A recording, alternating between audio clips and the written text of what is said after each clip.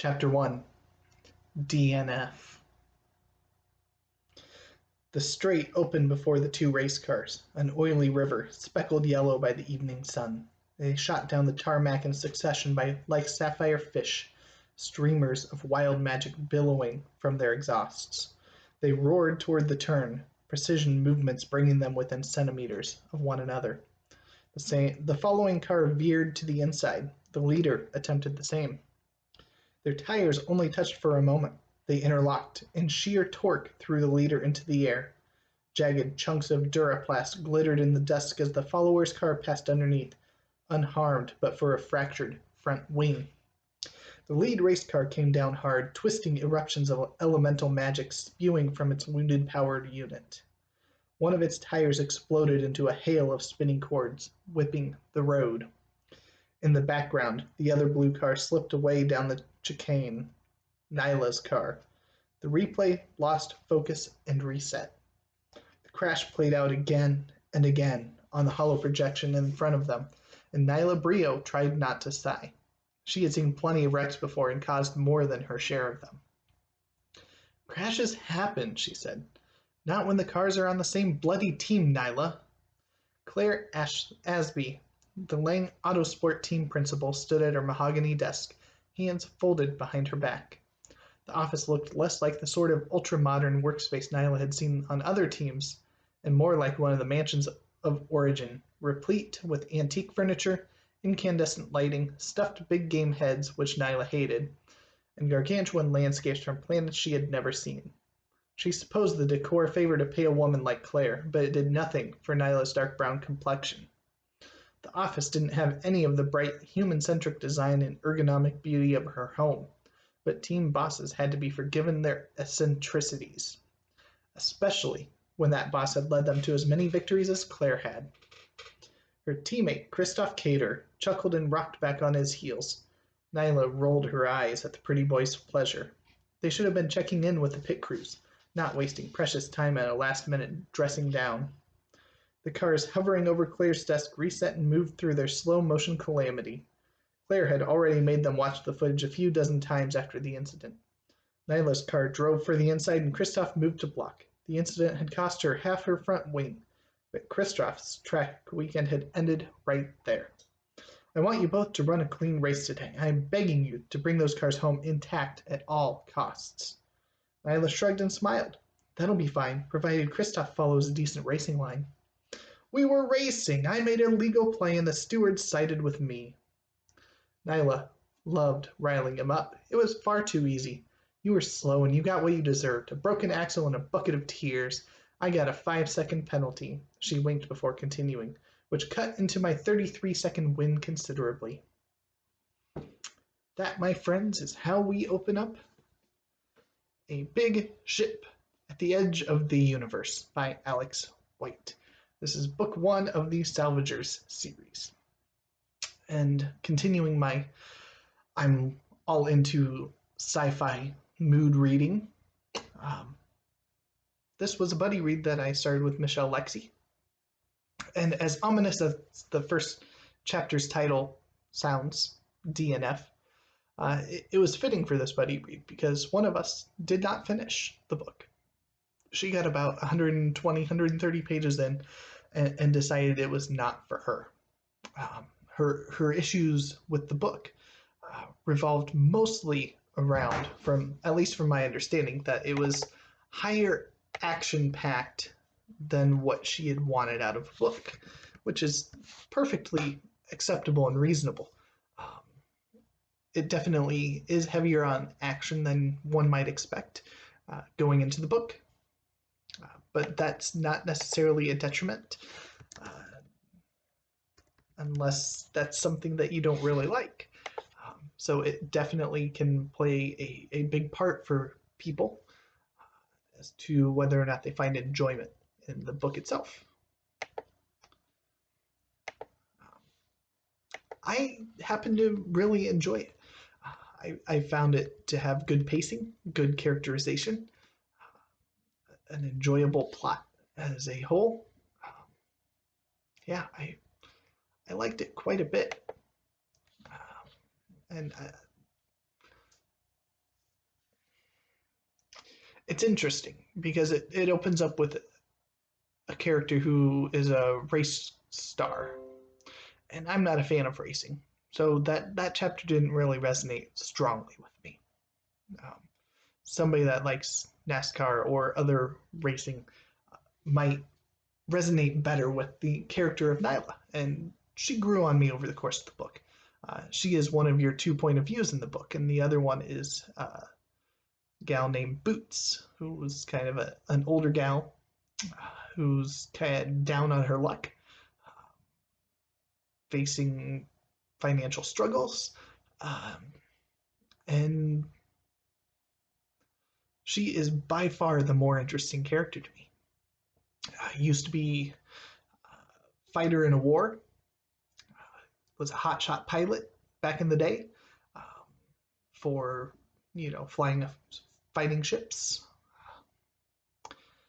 and people are out after her, and so that's part of what's projecting her forward on her trajectory. And both of them come together and end up aboard a ship called the Capricious, which is a ship that Boots used to be on. But she also had been peddling in treasure maps and things of that sort. And of course, you can't necessarily vet every one of those before you sell it off. And had sold the Capricious a map that turned out to be really bad, and led to some disaster. And so they're not really happy with Boots. I thought this was a fun read. Um, as I mentioned, it's pretty high on the action. It's pretty high octane at moments. Um, so if that is something that you don't enjoy at all, you will definitely want to steer clear of this one. But it also has, behind all of that pacing action that carries things forward, it has some really fun and interesting characters. I enjoyed the character of Boots, obviously, quite a bit. The captain of the ship that she used to be a part of, I enjoyed his character quite a bit as well. Um,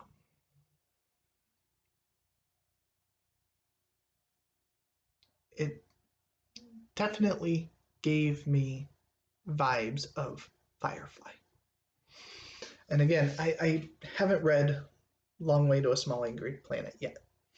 It's one I really need to read so that I can make this comparison adequately. But if Becky Chambers' book is anything like this one and how it resonates, the cast of characters and the overall feel of Firefly, in the sense of, not that it's an exact ripoff of a sci-fi western, because this doesn't have the feel of a western at all, but in that it's a crew and their interactions and how they're dealing with tough situations and overcoming those things, then sign me up, because I really, really enjoyed that about this book. And that's what I enjoy about Firefly, too. It's not necessarily the plot as much as the characters and going along on the journey with them.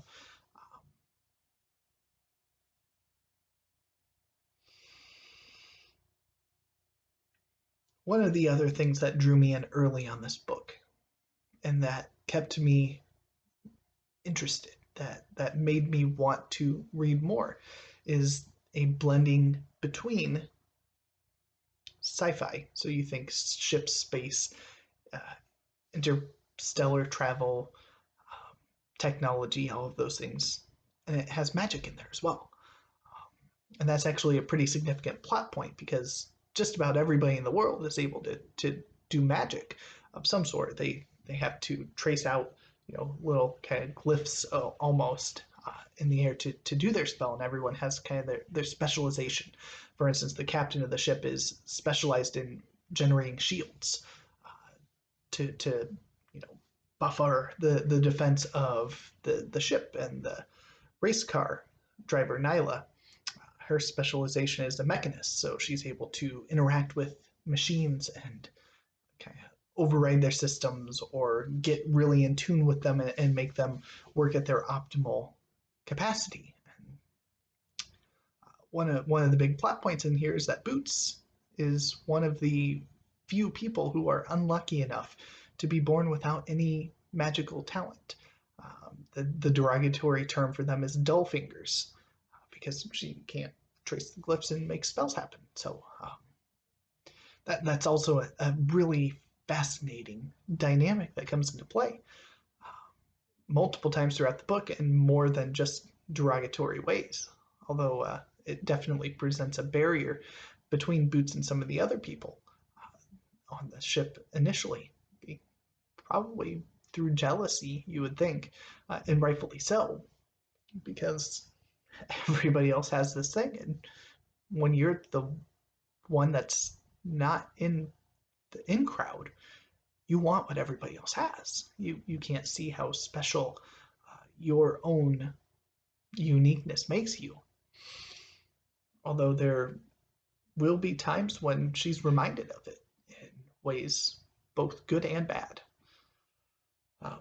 But her skill as a pilot more than makes up for it. She's able to do that without having to rely on magic to amplify her abilities and to heighten her senses or anything like that. And I think that is what also makes it even more of a cool, endearing character to me, the character of Boots. So, yeah, I really, really enjoy this. It's a fun book. It's a fun read. I'm definitely going to continue the series. I'm now stuck in a situation where I've got a couple of series I just recently picked up, and I want to continue all of them.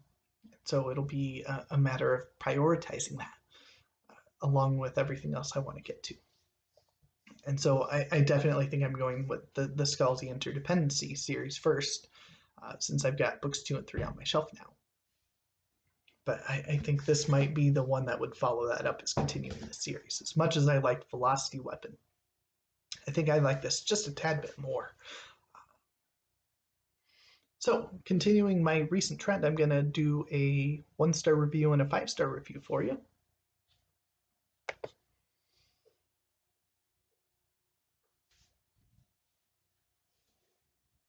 Let's see here.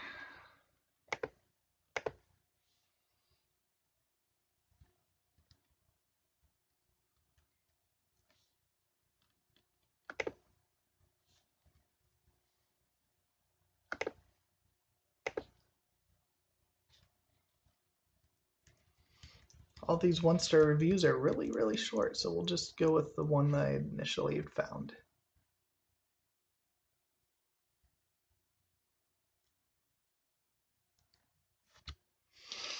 So Tatiana reviewed this 1 star in January of 2019. It says, what I dislike. The characters' emotions are always intense, and the narration often goes overboard with how many physical signs there are for a given emotion. At one point, a character is so enraged that 3 whole sentences are devoted to showing that balled fists, quivering white lips, clenched jaw, narrowed eyes, and nose wrinkled with rage. Yes, in case it wasn't clear that this character is mad, there is a with rage tacked on at the end. To avoid sounding repetitive, White resorts to clunky phrases to replace common words. Blood equals crimson syrup, or coppery syrup. Tears equal hot streaks of water, etc. Fortunately, they don't pop up that often, but when they do, it's very noticeable. In general, descriptions went on a little too long, dialogue went on a little too long, character ruminations went on a little too long, etc. It's a bad sign when I'm reading a book and all I want to do is take a red pen and cross out chunks of the story. The climax is disappointing, and the resolution is far too neat and tidy.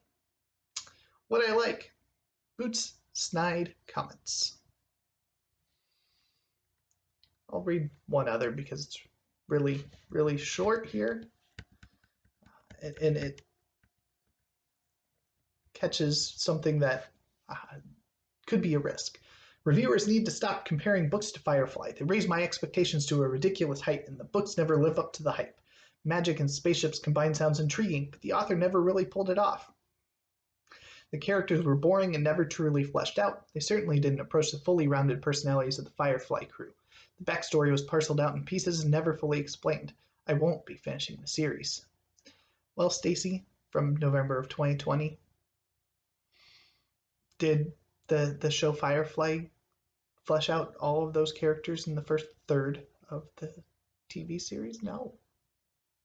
So why would you have stopped after 3 or 4 episodes? No. Yeah. Again, backstory was never fully explained. I'm sure that's probably going to be explained further in the other books. Just a guess that some of those complaints would be resolved by just finishing the series. So let's find a good 5-star read.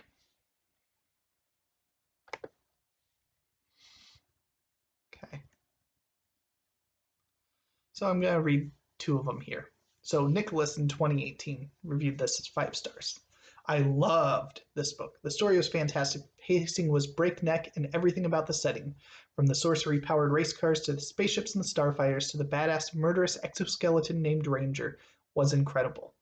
Best of all, however, are the characters. Between the copious action scenes are so many beautiful, perfectly written moments as the cast conflicts, copulates, and tries their best to coexist with one another. I love a well-crafted heart-to-heart, and this book is full of them. It's part of a series, yay, but works perfectly well as a standalone story. Give it a shot. If you enjoy it even half as much as I did, you won't regret it. And then this one, because it makes that comparison, it's also really short, but it makes the comparison to Becky Chambers' book. So Crinny in July of 2018. Take A Long Way to a Small Angry Planet. Replace the alien crew members by humans, but keep it diverse and queer AF. And add lots and lots of action and also magic, and you've got a big ship at the edge of the universe.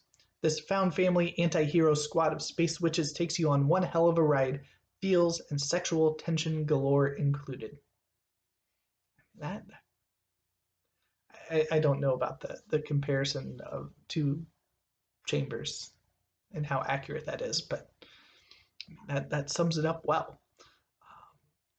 You don't need big, long, giant, ranty, or rah rah rah reviews on this one.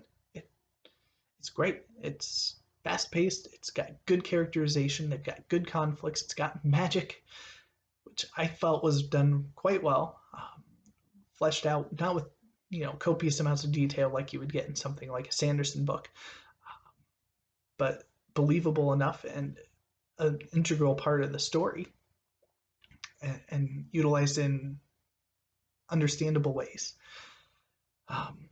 This was definitely one of the highlights of September into October for reading, and I'm so glad that I read this one.